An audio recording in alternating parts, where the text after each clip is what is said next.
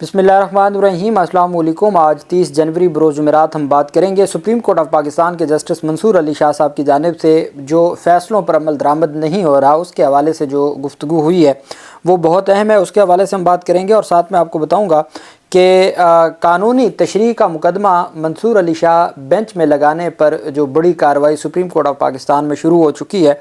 कई ओहदेदारान उसकी जद में आ चुके हैं सुप्रीम कोर्ट ऑफ पाकिस्तान के, उसके ऊपर हम बात करेंगे। और तोशा खाना में जो 31 दिसंबर 2023 से लेके अब तक जो तोशा खाना तहाइफ वसूल किए गए हैं मुख्तलिफ रहनुमाओं, जिसमें नवाज़ शरीफ, शहबाज शरीफ, मरीम नवाज़, आसिफ जरदारी और ये तमाम लोग हैं, उसकी तफसीलात भी सामने आ गई हैं, वो मैं आपके साथ शेयर करूँगा। बतौर पाकिस्तानी हमारे लिए अलार्मिंग सूरत हाल है। एक तो जो बुनियादी इंसानी हकूक़ हैं और जिसमें सबसे जो बड़ा हक़ है वो आज़ादी है इजहार राय, फ्रीडम ऑफ एक्सप्रेशन का।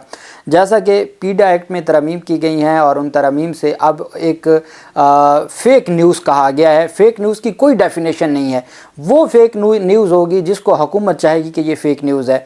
हुकूमत मुखालिफ जो भी बात होगी वो फ़ेक न्यूज़ के ज़ुमरे में आएगी। एक बात मैं आपको बता दूं, एक पाकिस्तान तहरीक इंसाफ के दौर में ऑर्डिनेंस आ रहा था और जिसके ऊपर फिर ये मामला गया यहाँ पे इस्लामाबाद हाई कोर्ट में। अतर मिनल्ला साहब ने फिर उसको कलअदम करार दिया। उस वक्त की जो शहबाज शरीफ और पीडीएम थी उन्होंने उसके ऊपर एतराज़ भी किए, बातें भी की। एक बात आप याद रखिएगा, उसमें और इसमें फ़र्क क्या है। उसमें ये था, एक तो वो ऐसे नहीं था कि फ़ेक न्यूज़ कह दें और फ़ेक न्यूज़ पे आप 20 लाख रुपए जुर्माना आयद कर दें और 3 साल सज़ा दे दें। वो जो पनिशमेंट थी वो सिविल नेचर की थी। अब ये क्रिमिनल नेचर की इन्होंने अमेंडमेंट्स की हैं कि जो भी, और ये यंगस्टर्स हमारे जो 16 साल के 18 साल के नौजवान हैं, ये धड़ाधड़ पर्चे होंगे, FIR होंगी, गिरफ्तारियाँ होंगी।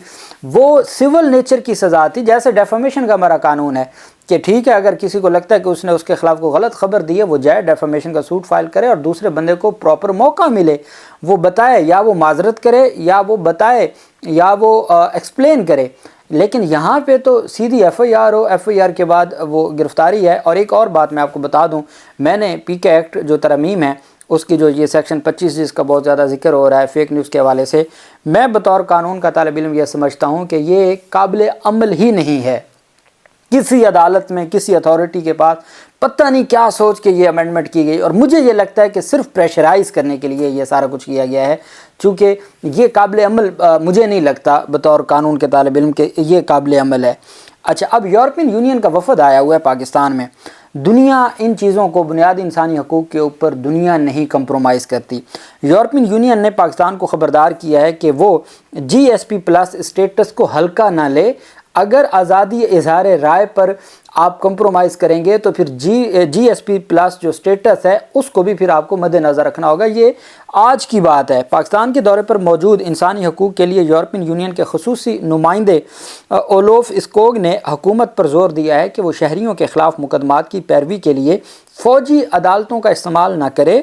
उन्होंने इजहार राय की आज़ादी को महदूद करने के हालिया इक़दामात की भी मुखालफत कर दी है। उन्होंने मीडिया से गुफ्तगू करते हुए कहा कि ये पैगामात आर्मी चीफ, चीफ जस्टिस और वफाकी काबीना के अरकान समेत आला हुकूमती ओहदेदारों से अलग अलग मुलाकातों में हमने पहुंचाया है। यूरोपियन यूनियन कह रही है कि उन्होंने आर्मी चीफ, उन्होंने चीफ जस्टिस ऑफ पाकिस्तान, उन्होंने वफाकी हुकूमत के लोगों को अलग अलग ये मैसेज पहुंचाया है कि आप GSP+ जो स्टेटस है, जो बड़ी मुश्किल से बहाल हुआ था, जिसकी वजह से यूरोपियन यूनियन जो मंडियाँ हैं वहाँ हमारा जो माल है वो उसके ऊपर पाबंदियां ख़त्म हुई थी, टैक्स ख़त्म हुए थे।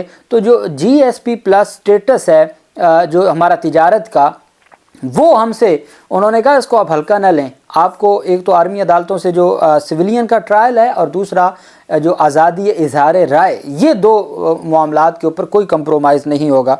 उनके दौरे का मकसद हुकूमत के साथ इंसानी हकूक़ के अहम मामलात पर बातचीत करना और जून 2025 में होने वाली GSP+ मॉनिटरिंग मिशन से कबल उनसे निमटने के लिए पाकिस्तान के मंसूबों के बारे में जानना है। जून 2025 को वो दोबारा से देखने जा रहे हैं पाकिस्तान के GSP+ स्टेटस को, और उससे पहले वो देखने आए हैं कि क्या मंसूबे हैं और क्या अमल दरामद जारी है। उन्होंने पाकिस्तान पे जोर दिया है कि फ़ौजी अदालतों में आम शहरियों के ख़िलाफ़ मुकदमा न चलाए। اور صرف افراد کو تنقید سے بچانے کے لیے اظہار رائے کی آزادی کو محدود نہ کیا جائے۔ یورپین یونین کے سفیر کی بصیرت GSP+ تک مسلسل رسائی حاصل کرنے کے لیے اہم ثابت ہوگی، کیونکہ پاکستان اس اسکیم پر انحصار کرتا ہے جو یورپین یونین کی منڈیوں تک ترجیحی رسائی فراہم کرتا ہے۔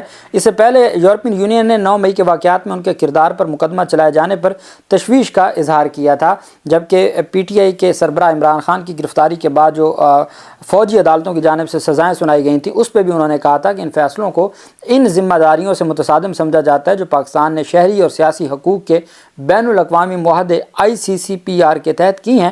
ان کا کہنا ہے کہ ہم نے شہریوں کے خلاف فوجی عدالتوں کے استعمال کے بارے میں اپنے خدشات کا اظہار کیا ہے، اور انہوں نے کہا ہے کہ یہ بات چیت ہم جاری رکھیں گے۔ ہمارا خیال ہے کہ شہریوں کے لیے ایک سویلین عدالتی نظام موجود ہے، اس وجہ سے یہ نہیں ہونا چاہیے۔ آزادی اظہار رائے کی آزادی GSP+ اسٹیٹس کے لیے ایک اور شرط رکھ دی ہے، یہاں تک کہ صحافیوں اور حزب اختلاف کی جماعتوں نے ملک کے سائبر کرائم قوانین میں متنازع ترمیم کے خلاف احتجاج بھی کیا۔ بڑی تفصیلی انہوں نے گفتگو کی ہے یورپین یونین کے نمائندے نے۔ اب مجھے بتائیں، ایک طرف یورپین یونین کے نمائندے آئے ہوئے ہیں، وہ ہم سے GSP+ اسٹیٹس کی شرائط کے اوپر بات کر رہے ہیں، اس میں ایک شرط وہ آزادی ہے اظہار رائے کے اوپر کر رہے ہیں، اور دوسری طرف ہم PICA ایکٹ میں ترمیم کر کے کل حکومت کی جانب سے کہا گیا کہ وہ اس معاملے کو آگے نہیں بڑھائے گی، اور پھر ہم نے دیکھا کہ کس طریقے سے انہوں نے یہ سارے کے سارے معاملات پر اپنے سیاسی لوگوں کے خلاف کارروائیوں کے لیے اس کو فوری طور پر صدر سے اس کی اجازت ہوئی، اور آج گزٹ نوٹیفیکیشن بھی جاری ہو گیا ہے۔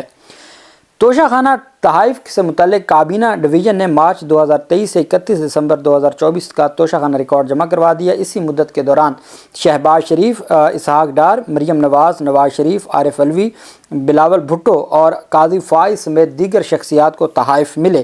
کابینہ ڈویژن کی جانب سے جاری کیے گئے نوٹیفیکیشن کے مطابق مارچ 2023 سے 31 دسمبر 2024 تک درجنوں شخصیات نے تحائف وصول کیے۔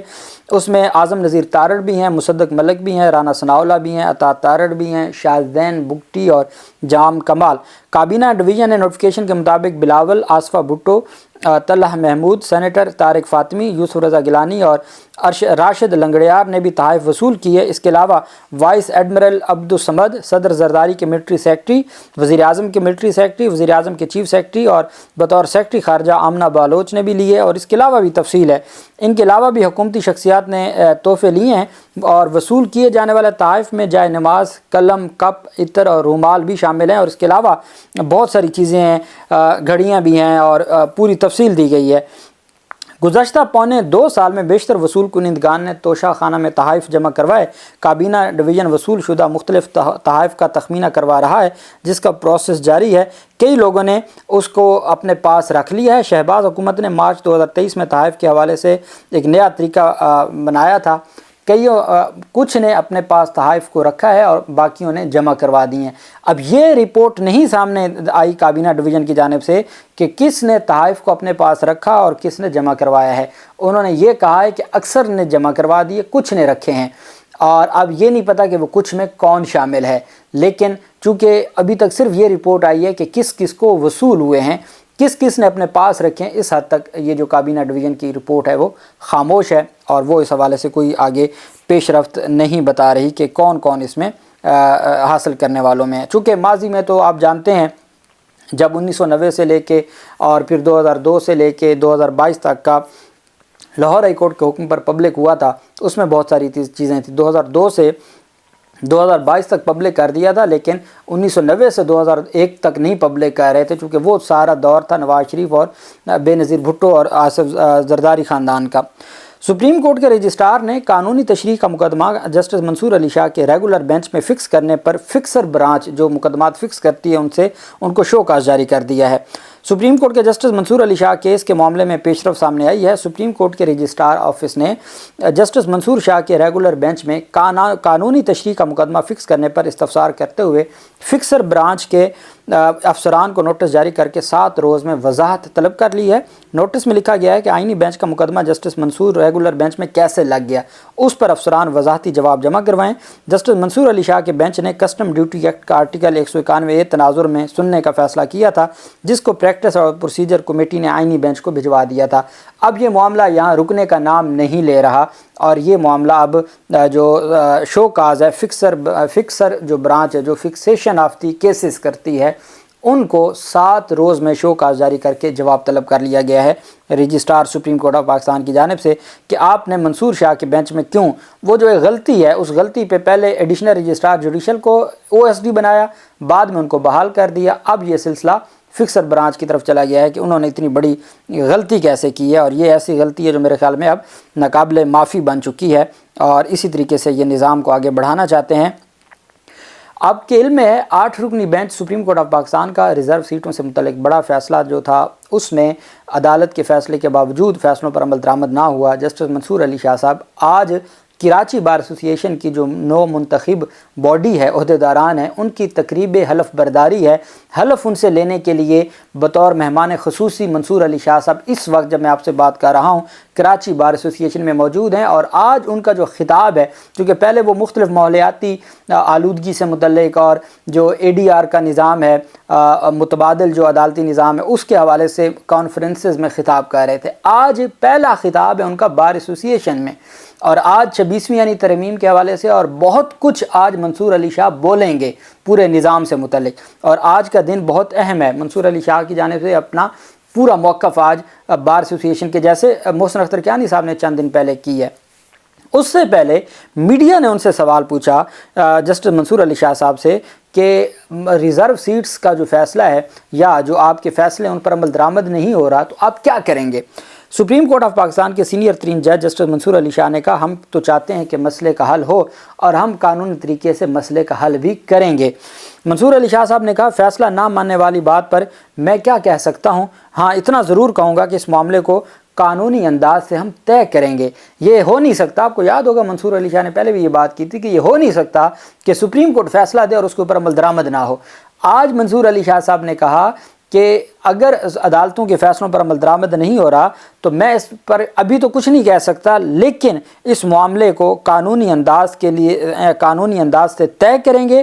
قانون کے لیے کام ہونا چاہیے، ملک کی بہتری کے لیے کام ہونا چاہیے، اور ہم قانونی انداز سے، انہوں نے کہا with in the prescribed limits of the supreme court کی جو اتھارٹی ہے اس کی حدود میں رہتے ہوئے وہ اپنی جو ذمہ داری ہیں وہ نبھائیں گے، اور ہر طرح کے جو عدالتی فیصلے ہیں ان کے اوپر الٹیمیٹ عمل درآمد ہوگا اور عدالتیں اپنے فیصلوں پر عمل درآمد کروائیں گی۔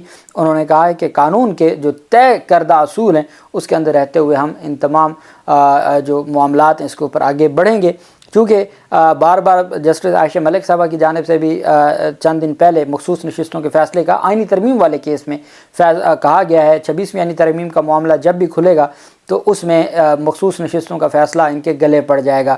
اور جو میں نے آپ کو PTI کا بتایا تھا آرٹیکل 239 کا، کہ جب ٹوٹل ممبرشپ موجود نہیں تھی سینٹ میں بھی اور قومی اسمبلی میں بھی، تو یہ آئینی ترمیم ویسے ہی نہیں ہو سکتی تھی، تو ان کے یہ چیزیں ساری ریورس ہوں گی۔ ہاں یہ جتنا ایسا انجوائے کر سکتے ہیں یہ انجوائے کریں گے، لیکن اب آپ نے یورپین یونین کا بھی سن لیا، امریکہ کیا کہہ رہا ہے وہ بھی آپ نے سن لیا، تو یہ تمام جو تفصیلات ہیں وہ چیزیں سامنے آ رہی ہیں۔ اللہ پاک پاکستان کا حامی و ناصر ہو۔ بہت شکریہ۔ اللہ حافظ۔ پاکستان زندہ باد۔